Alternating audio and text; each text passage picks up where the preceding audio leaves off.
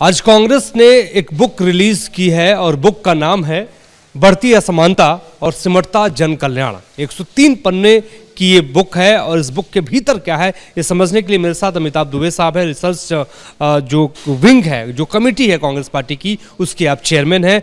इस पुस्तक के भीतर किस तरीके से केंद्र सरकार पर निशाना साधा गया, क्योंकि केंद्र सरकार लगातार ये कह रही है कि जीडीपी तो बढ़ रहा है। अमिताभ साहब, स्वागत है आपका एबीपी न्यूज़ पर। जब सरकार ये कह रही है कि अर्थव्यवस्था बेहतर हो रही है, जीडीपी बढ़ रहा है, तो आप ऐसे में किताब लेके आए हैं बढ़ती असमानता सिमटता जन कल्याण, मतलब क्या है आखिर इसका? देखिए, आने वाले दिनों में बजट का टाइम है, बहुत सारे दावे होंगे, बहुत सारे क्लेम्स होंगे कि अर्थव्यवस्था बहुत अच्छी स्थिति में है, और हम हकीकत लोगों के सामने रखना चाहते हैं कि जो ये सरकारी आंकड़े लेकर, ऑफिशियल आंकड़े लेकर हम सच्चाई लोगों के सामने रखना चाहते हैं। तो सरकार ज़रूर कहती है कि सबसे ज़्यादा बढ़ती हुई इकॉनमी हमारी है और ज़रूर ग्रोथ हो रहा है, लेकिन जो आंकड़े हैं उनमें बड़ी गड़बड़ है। काफ़ी सालों से गड़बड़ी दिख रही है। अब वो कह रहे हैं कि 8% से भी ज़्यादा ग्रोथ रेट चल रहा है। अब अगर 8% से ज़्यादा ग्रोथ रेट चल रहा है तो इनका जो इन्फ्लेशन वो कह रहे हैं 0.5% है। अब आप बताइए कौन सा घर है जहाँ पे इन्फ्लेशन रेट 0.5% बढ़ रहा है? जो शिक्षा का कॉस्ट है, जो स्वास्थ्य का कॉस्ट है, जो खाने पीने का कॉस्ट है, क्या महंगाई को सरकार ने निपट लिया है सच्चाई में? तो ये एक सवाल हम उठा रहे हैं। दूसरा है कि हम नहीं कह रहे, अरविंद सुब्रमण्यम जो मोदी सरकार के पूर्व चीफ इकोनॉमिक एडवाइजर, उन्होंने खुद कहा है कि जो भी सरकार का दावा है, जो भी आंकड़े सामने रखती है, उससे 2.5% कम सच्चाई है। असली रेट 2.5 कम है। तो अगर ये 8%, 7.5, 8 कह रहे हैं तो 5, 5.5 सच्चाई है। तो ये हम नहीं कह रहे, ये उनके ही चीफ इकोनॉमिक एडवाइजर कह रहे हैं। तो और आईएमएफ ने इंडियन नेशनल अकाउंट्स को सी ग्रेड क्यों दिया?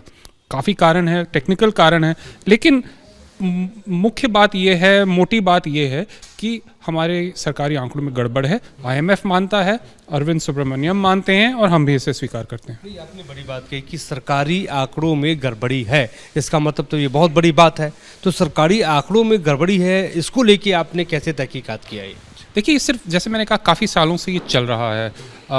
बहुत सारे रिपोर्ट्स आए हैं पिछले कई सालों से, जैसे कि जो कंपनीज डेटाबेस है, एक उदाहरण देता हूँ, वो मिनिस्ट्री ऑफ कॉर्पोरेट, उसका डेटाबेस, उसके आधार पे बहुत सारे आंकड़े बनते हैं, उस पर गड़बड़ी है। फर्जी कंपनियां हैं, शेल कंपनीज हैं, वो कैलकुलेशन में कैसे आ रही हैं?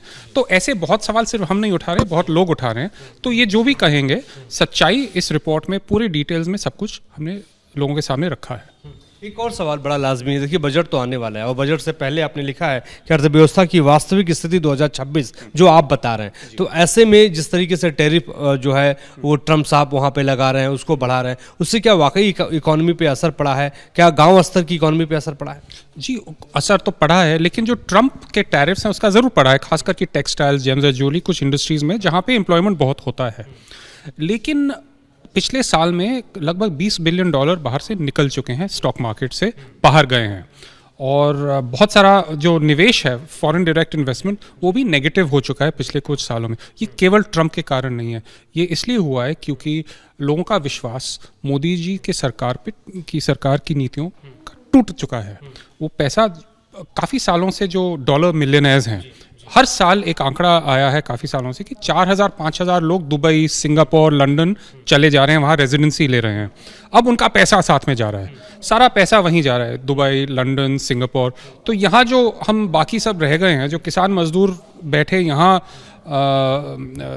जिनकी बुरी हालत है, जिनकी दुर्दशा, उनको तो कुछ नहीं मिल रहा है, लेकिन जो देश की संपत्ति है वो बाहर चले जा रही है। ये आपने बड़ी बात कही कि जो है आर्थिक असमानता हुई है। आर्थिक असमानता का सीधे तौर पे मतलब ये है कि अमीर अमीर हो रहे हैं और गरीब गरीब हो रहा है। तो ये खाई जो है वो लगातार, अमिताभ साहब, बढ़ती जा रही है। तो ऐसे में जो खाई बढ़ती जा रही है उसको जो है समाप्त करना एक बड़ी चुनौती होगी सरकार के लिए, और जो खाई बढ़ती जा रही है वो आने वाले वक्त में कितना विनाशकारी होगा और कितना मुश्किल भरा होगा। देखिए, इसका असर तो दिख रहा है, रुपया इतनी तेज़ी से गिर रहा है। अब एक बात होती कि अगर सरकार मानती कि असमानता एक मुद्दा है और उसके बारे में हम कुछ करना चाहते हैं, लेकिन उसको ठीक करने के बावजूद वो मनरेगा पे उनका हमला हुआ है। जो पहले मनरेगा एक बड़ा सहारा था गरीब तबके के लिए। एक तिहाई भारत का 1/3 तबका 100 रुपए से कम कमाता है प्रतिदिन, और मनरेगा इनके लिए एक बहुत बड़ा सहारा बना था। अब उन्होंने उसको ख़त्म कर दिया है। जो पहले हर ग्रामीण क्षेत्र में उनको काम मिलता था, अब कुछ ही क्षेत्रों में मिलेगा। जहाँ ग्राम सभा प्लानिंग करती थी कि कहाँ क्या बनना है, अब कोई अफसर प्लानिंग करेगा। जो पूरे साल पैसा मिलता था, अब कुछ ही महीने मिलेगा।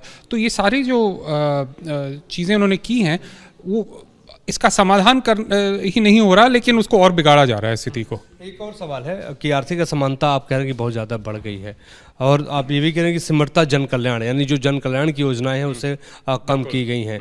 तो कहाँ कम की गई हैं, किन किन सेक्टर्स में ज़्यादा कम की गई हैं? क्या किसानों की आमदनी में कमी आई है, किसानों पर ज़्यादा बोझ पड़ा है? क्योंकि हिंदुस्तान की रीढ़ की हड्डी कृषि है, किसान है।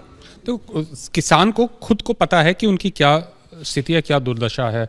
उनको एमएसपी ढंग का नहीं मिलता, उनकी जो सारी सुविधाएं हैं वो चौपट हैं, तो बुरी हालत तो है ही। इसके अलावा स्वास्थ्य व्यवस्था जो है पूरी तरह उसका निजीकरण हो रहा है, शिक्षा व्यवस्था का निजीकरण हो रहा है। जिसको मुफ्त में या कम रेट में डिग्री मिलनी चाहिए या इलाज मिलना चाहिए, उनको लाखों रुपए का खर्चा करना पड़ रहा है। और दूसरी तरफ बेरोजगारी फैल रही है, खास करके जो पढ़ा लिखा युवा है उसे नौकरी नहीं मिल रही है। तो ये कैसी स्थिति है कि एक तरफ आपकी economy fastest growing in the world है, और दूसरी तरफ ऐसी स्थिति है, तो कहीं ना कहीं गड़बड़ है। आजकल के दौर में चुनाव तो दूसरे मुद्दों पे जीते जाते हैं, इस मुद्दे पर कहाँ फायदा आपको दिखाई दे रहा है? कैसे ज़मीन पे पहुंचने वाले हैं आप? देखिए, तो हमारा प्रयास रहेगा, हमारा काम है लोगों के सामने तथ्य रखना, उनको बताना कि सही स्थिति क्या है, और फिर उनको डिसाइड करना है कि वोट कैसे करना है। Thank you so much sir, हमसे बातचीत करने के लिए। अमिताभ दुबे साहब हमसे खास बातचीत कर रहे थे। हमारे सहयोगी सुरेंद्र सूरी के साथ मोहित राज दुबे, एबीपी न्यूज़ दिल्ली।